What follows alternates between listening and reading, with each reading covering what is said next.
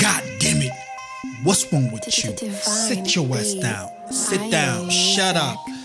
What up, ladies and gentlemen? My name is Danny, and welcome to the Danny Divine Show. Let's talk.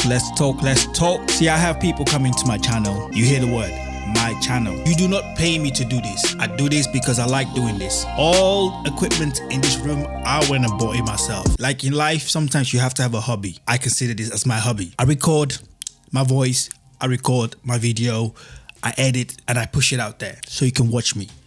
I'm gonna live on forever, because once you go on the web, you will living on forever. So I get people coming down to my channel and you trying to check your thing and you trying to make yourself look smart and whatsoever. Listen, I ain't got no patience for bullshit. I do videos about things that I am interested in. If I want to shit on Drake for 2 weeks long or 6 weeks long, I would do it. It's not my fault that you support someone who is a loser. I get it. Nobody likes to be on a losing team. Some people just don't know how to handle it when they are in a losing team. I talk about everything I want to talk about. It's my channel. It's a big ass damn world. There are millions of YouTubers out there.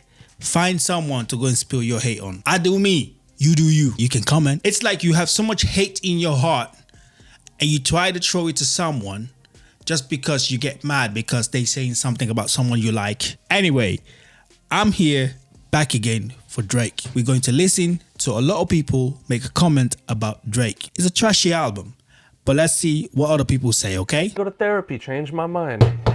I did listen to the album all the way through, for the record. I drove 501 yards away from a school. Okay, I'm gonna be serious. All right, so I think that there is a correlation here because when I liked rap Drake the most, I was not only a single man, but I was an unhappy man. There's a correlation in there. But those of us who feel let down by Drake the most have a reason. We knew Drake at a different time. Yes, everybody talks about Take Care Drake, and if you grew up with him at that period, you're like, wow, that's a different person. We had Girls Love Beyonce.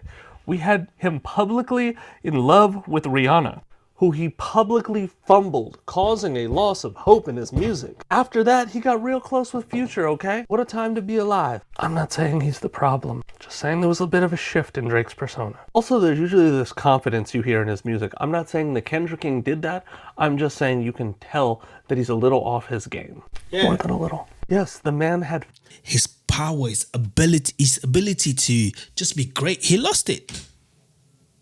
I think Kendrick Lamar just sucked the energy out of this man, and then he came out with a trashy ass album that makes it's a bad album. I mean, you have to be honest with someone. Like, bro, that's a bad album, mate. 15 summers of giving us the charting music. That's what I'm saying, bro. No one can take that. I get it. I know all the words to so many of his songs. For the record, I was really hoping that this would be better. I wasn't rooting against him, maybe a little bit. But that being said, I still was hopeful that this was going to be a great project and body of music. Now you're just some Canadian guy, man. We did the second half of the beef for Spider-Man, Superman, and included the... Okay, so Drake did a lot of things after losing the battle that made people find him a little bit more shady. If Drake just lost and just continue on and just went in the studio and cooked something freaking amazing, so people go like, wow. You know when someone, when you fall and you're in the worst situation of your life, but you get up like a mountain, like a star, like you're ready to conquer the world. Like that was, I was expecting that. I was like, okay, I know that Drake lost, but he's probably gonna come out with a crazy album, so good that I'll be like, you know what? That's him saying to Kendrick, I might lost, but I'm still great. He didn't do that. He came out with a weak ass album and he was doing some weak shit. He was doing some weak female shit. It is what it is. And if you love the guy, you support the guy, you have to be honest and go like, bro, that's a little bit, Real Her. That was cool. That was my favorite part of the album. I'm sorry, but how do you come off of losing the biggest rap battle in history and then you proceed to drop the worst album in your discography by far? It doesn't make sense to me, right? I have been waiting for Drake to come back from this beef and release some good music, because that's how you bounce back from losing a rap beef. You come back and prove that you're great at making music, and he's done this in the past. He has classic albums, he has classic songs, he has bangers. He has the capability to make good music. And what I just heard, some shitty songs for you, terrible. Some of the worst singing performances I've ever heard from Drake in my life. Some of the worst writing I've ever heard from Drake in my life. Some of those lines, corny.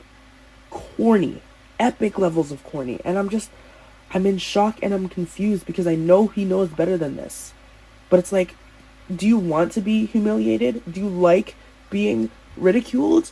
Why would you even drop an album that sounds as bad as this and then drag down another amazing artist with you? Like, this was your opportunity. If I was Party Next Door and I've literally heard the album, I would have said, bro, we're not dropping this. I don't want to be part of this bullshit. Even when people are your friends, you have to be honest with them and tell them when they're wrong, they're wrong. You have to. Like, why are you friends?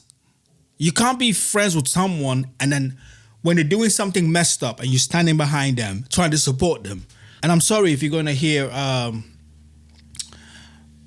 sounds in the background. It's because they're fixing my neighbor's driveway. So, sorry. To lock in and prove yourself, and you did the exact opposite. And this is going to be remembered. Like, I've lost all faith. I just got done listening to the Drake and Party Next Door album for the first time, and my first thoughts is that album was boring as f***.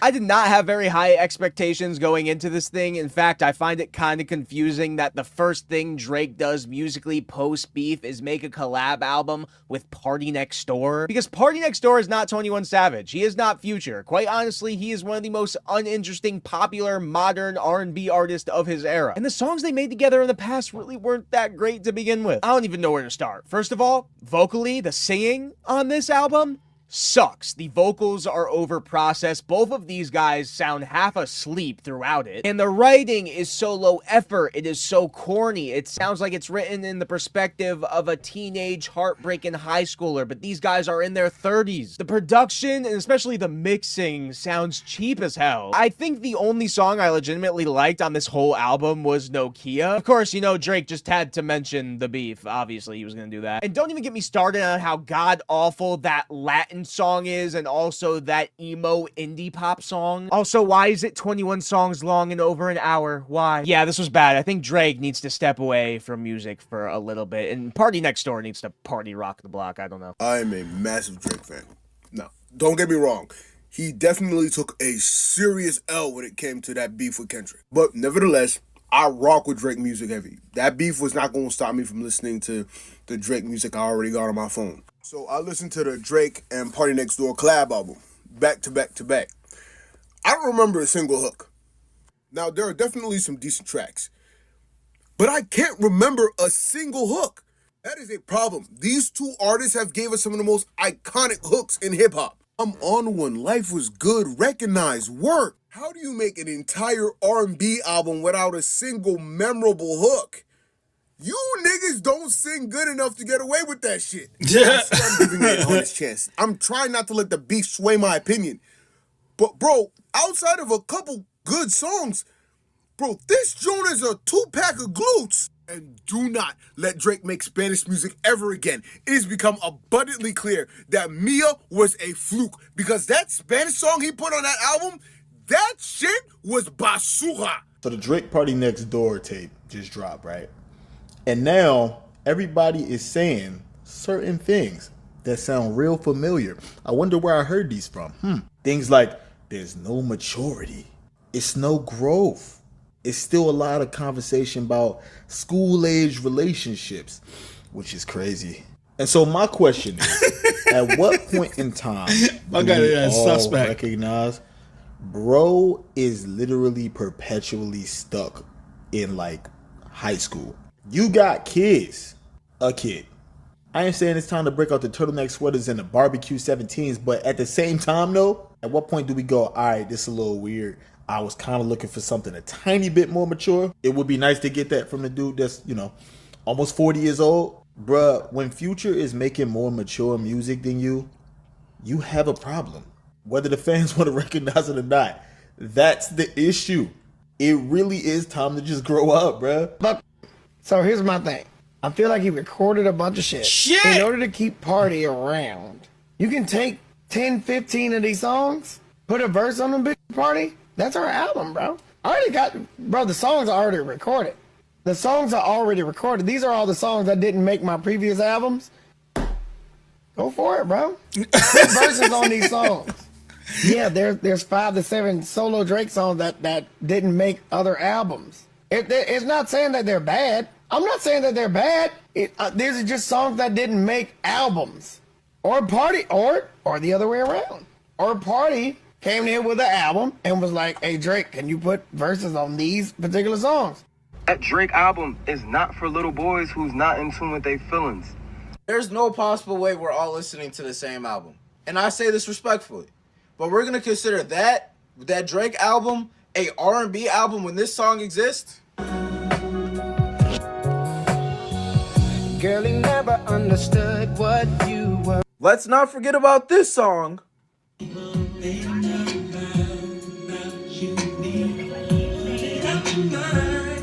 And let's not forget about this storyteller right here.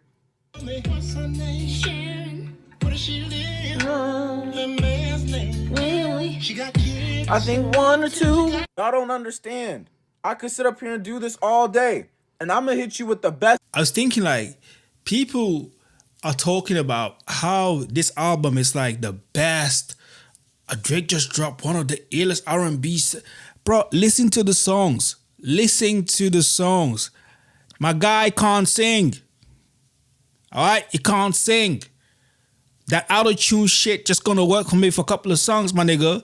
But that shit can't sing. Maybe if you have like a catchy hook. If you have a catchy hook and you do auto-tune on it, yeah. Or maybe you do some Afrobeat. Maybe auto-tune will work. Maybe you do some dancehall. Maybe you do some reggae.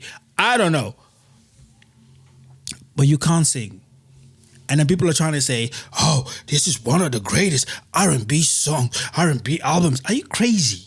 Are you crazy? Usher, Breezy, The Weeknd, I can call so many other names. Destiny Childs, Beyonce, Kim, not Kim Kardashian. Just so we know. Not that, no. Justin Timberlake, Justin Bieber, R&B pop, R&B. And they want to come and tell me like Drake just dropped the most secret R&B album ever. Are you mad? What are you smoking? What are you smoking? And even after the album was like everybody, do you know why Drake was hitting the charts? It's because everybody wanted to listen to the album. As soon as everybody listened to the album, they're like, what the hell is this? And everybody's like, nah, all the streams go down. People listen to the album, after that, all the streams go down. Best of the best, and I don't care what nobody got to say. I'm sorry, but that album is not R&B when this song exists. I don't need it.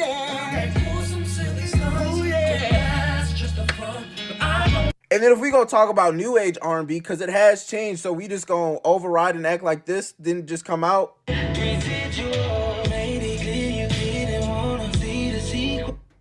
That is R&B. What Party Next Door and Drake just released, it don't compete. And since I'm in a rapper's business, y'all, wow, this album is something, huh?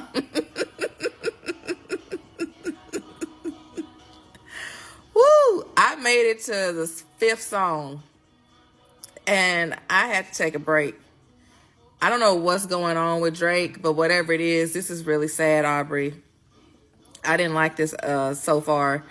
And I'm trying to push through and listen to the rest of the songs. But as of right now, it's a lot of Drake. It's not that much Party Next Door for me. It also reminds me of 2012 Drake. I don't know. I like to hear music from artists where I can hear their growth and a maturity, and it just sounds like something I would have listened to when I was in college. This ain't it for me so far, I'm gonna be honest. If Drake's new album was titled Some Shitty Songs for You, at least he'd be being honest. I'm sorry, I will not be going into detail on these songs. I tried. My ear is repelling them. And who really needs a song-by-song breakdown on this crap? The album sucks. They should have shelved it. You just spent a year getting your ass kicked by Kendrick, and you thought this is what you come back with right after the Super Bowl? Who is managing this guy? Give me a hug. Are you fucking serious? A hip-hop song called Give Me a Hug? Is this a parody of hip-hop?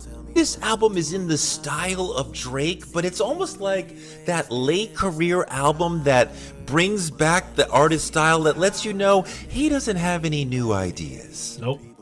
Look, Drake's career is massive, like he's a multinational corporation. He makes more money than a lot of corporations, and corporations are supposed to think strategically and carefully about their... I know an artist like Drake thinks very carefully about what we're doing, who we're collaborating with, what the look is, what the sound is, what the vibe is. So I don't understand why this last year, and really the last several years, has been mistake after mistake after mistake. Over the last couple of years, the Drake Corporation has been run so badly that if it actually was a corporation, fair, Kendrick is one of the worst things to ever happen to a corporation. Imagine like Pepsi launching an extended campaign to say that Coke is a chomo. In 1982, in the Chicago area, somebody put cyanide in a lot of bottles of extra-strength Tylenol, and 7 people were unalived, causing a national panic and a national chaos, and it almost ruined Tylenol. If Drake is Tylenol, Kendrick is cyanide. Kenny is not the reason why Some Shitty Songs for You is whack. Your boy hasn't had a great album since 2018. Scorpion? This album marks 4 whack Drake albums in a row. Look at that.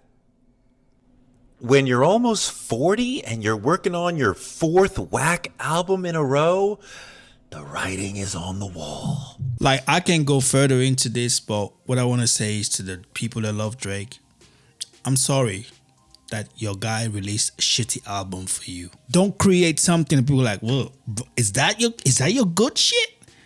Bro. Then people are gonna look at your old shit and be like, wait, you've been doing the same shit. Ain't no change. Anyway, if you like the video, press like, subscribe, comment.